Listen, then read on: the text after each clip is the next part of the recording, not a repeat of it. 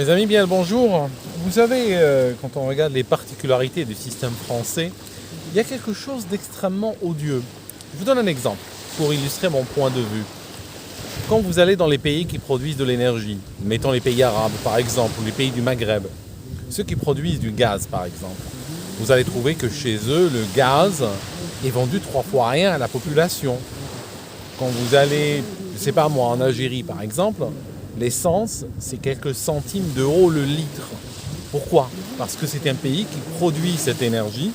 Et puis la moindre des choses, c'est en faire profiter la population. Même si lorsqu'elle est exportée, elle sera exportée peut-être au cours du marché international et tout.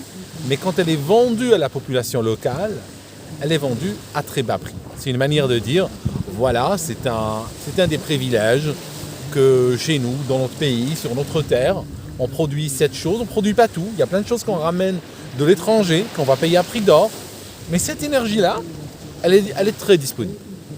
Maintenant, quand vous regardez en France, c'est un pays qui maîtrise l'énergie nucléaire, l'énergie électrique.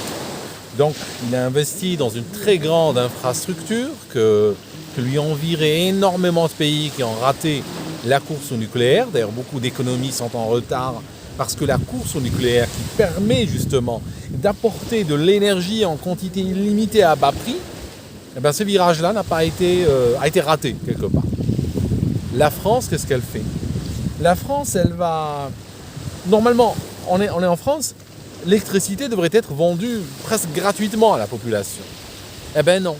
On va indexer, on va créer une inflation artificielle en indexant le prix de l'électricité sur celui du gaz. Ça veut dire qu'en d'autres termes, la France va indexer le prix d'une énergie qu'elle produit pour 3 fois rien, elle va l'indexer sur celui d'une énergie qu'elle ne produit pas, sur une énergie qui dépend des aléas d'un marché qu'elle ne contrôle pas. D'accord ? Résultat net, on va avoir des citoyens, on va avoir des entreprises qui sont en train de galérer pour payer leurs factures d'électricité, puis in fine, le travail d'énormément de gens n'a plus vraiment de valeur. Parce que tout simplement, on va le délocaliser à l'étranger, parce que ça ne vaut pas la peine, au prix où coûte l'énergie. Parce que je crois que c'était Charles Gave qui disait que finalement l'économie, c'est tout simplement de l'énergie transformée.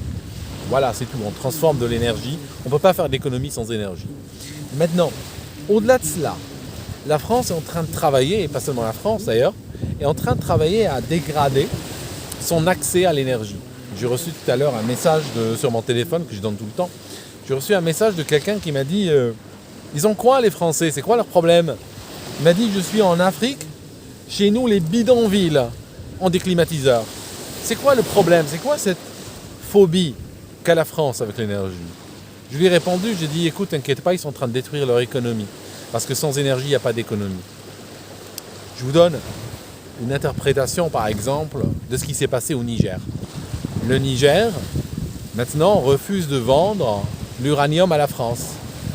Mais normalement, le Niger le fait pour sanctionner la France. Mais ce qu'il ne se rend pas compte, qu'il est en train de rendre service au régime français. Pourquoi ?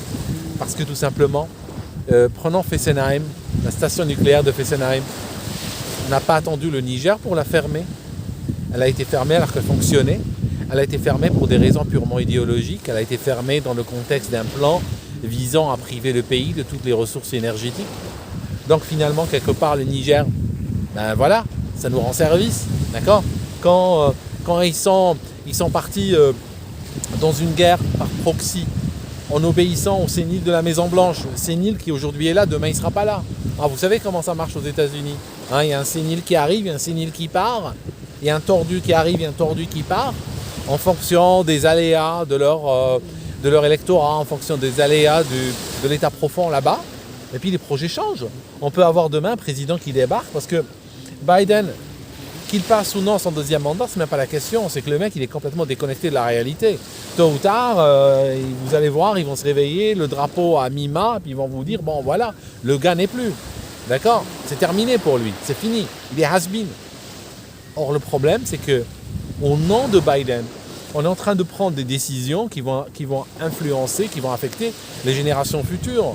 Que Biden ou son fils ait des histoires avec la Russie et tout ça, soit, mais que des pays comme la France aillent se sacrifier et sacrifient leurs relations avec ces pays dont ils avaient besoin de l'énergie, ça n'a pas de sens. Ils n'ont pas sacrifié, la France ne s'est pas sacrifiée pour 100 000 mètres carrés d'Ukraine. Non. Elle s'est sacrifiée pour obéir à Biden, mais quelque part, Biden l'a poussée dans la direction où elle voulait aller. Elle voulait couper ses ressources, son accès aux ressources énergétiques russes. Le Niger, par exemple, à l'époque de Mitterrand, à l'époque de Chirac, à l'époque d'avant, qu'est-ce qu'on aurait fait?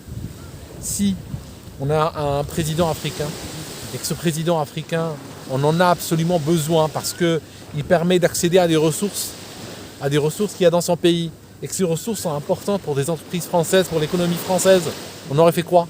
Ça aurait été la raison d'État. On l'aurait fait venir, il aurait été accueilli au Bourget, lui et ses proches, on les aurait mis dans un des châteaux de la République, on aurait demandé à des gens du paysage audiovisuel français d'aller s'amuser avec, d'accord, hein, de toute façon, vu les subventions qu'on leur verse, ils pourraient bien aller lui pousser la chansonnette gratuitement, n'est-ce pas?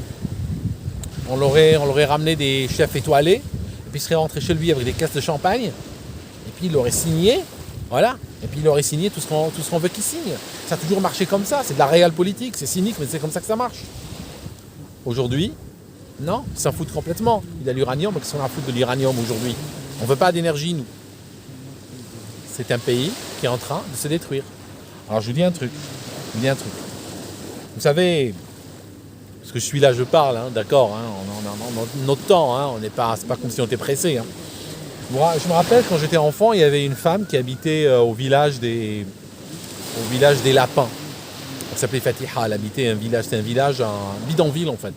C'est un bidonville et très souvent elle disputait avec son mari, il cassait la baraque dessus. Hein, il venait, il secouait la baraque et elle se retrouvait sous les décombres. Et elle sortait sous les décombres et elle venait trouver asile chez nous. Hein, c'était un petit peu Steinbeck, hein, pour vous dire la vérité. Et elle nous racontait. Et à chaque fois qu'elle venait chez nous, elle nous disait, son mari s'appelait Miloud. Elle nous disait le Miloud, on m'a disait. Il m'a menacé. Il m'a dit, je vais te frapper avec une paire de chaussures, je vais t'éclater la gueule. C'est ce que lui disait son mari, sans arrêt. Et à chaque fois qu'on la voyait là, c'était Maïloud. Il m'a dit, je vais te frapper avec une paire de chaussures. Je vais t'éclater la gueule. Et un jour, elle est venue, la pauvre. Elle est venue, elle était couverte de pansements. Elle revenait de l'hôpital, elle avait passé la nuit aux urgences. Il l'avait un petit peu rafistolé. Qu'est-ce qui s'est passé? Elle nous a dit que le Maïloud, il m'a frappé avec une hache. Il m'a éclaté la gueule. D'accord? Donc le Maïloud, il a menacé de la frapper avec une paire de chaussures, il lui a lancé une hache finalement. Ok? C'est exactement ce qui est en train de se passer avec la France, avec d'autres pays qui sont en train de se déciviliser. Je vais vous dire ce qu'on est en train de leur faire. Il y a une double arnaque, il y a un double jeu en réalité. Si vous regardez au premier niveau, qu'est-ce qu'on vous dit?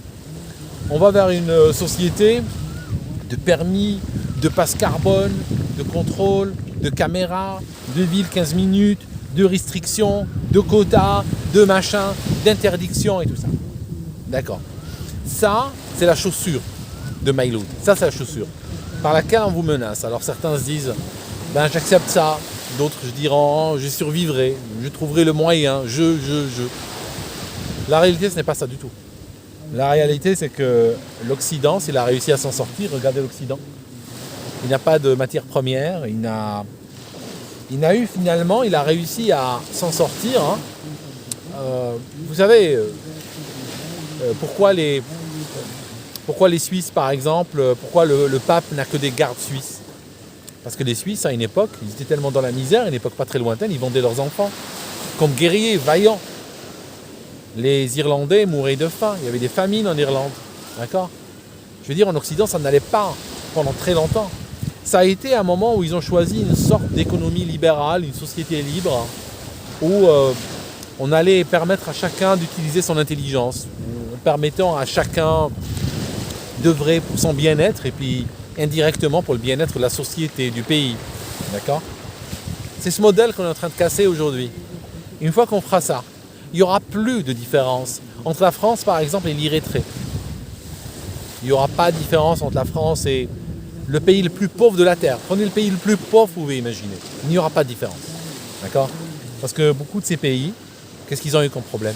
Ils ont eu des dictateurs, ils ont eu des restrictions, ils ont eu des limites, sans idéologie liée au carbone, au climat ou quoi que ce soit. Ils ont eu juste des destructeurs. Et sans liberté, un peuple se meurt, un peuple ne produit rien. Ni sur le plan intellectuel, d'ailleurs c'est déjà le cas sur le plan intellectuel. Hein. Vous voyez, il n'y a plus grand-chose. Regardez le cinéma, regardez l'art. C'est un des marqueurs en fait. C'est un des marqueurs importants de la dégradation du moral d'une nation. Alors, l'idée c'est, on vous vend une société dystopienne avec des caméras et tout. Ce qu'on ne vous dit pas, c'est que le but c'est de faire collapser l'économie complètement. Et après on vous laissera tranquille. Hein. Après j'ai une bonne nouvelle. Une fois que les gens vont s'entretuer dans les rues de Paris à la machette pour une baguette de pain, c'est bon, il n'y aura même plus de quoi payer la caméra, il n'y aura même plus de quoi payer le pass, l'infrastructure sera écroulée depuis très longtemps. Et puis voilà, et on vous laissera tranquille. Mais on vous aura détruit complètement, et on vous aura remis dans une situation civilisationnelle de laquelle il sera très très difficile de redémarrer et de repartir. Parce qu'on ne peut pas juste faire ça à claquer des doigts et repartir. D'accord ? Voilà mes amis, merci d'avoir écouté cette vidéo. Je constate, hein, c'est tout. Hein. C'est juste un constat. Hein. Voilà. À très bientôt.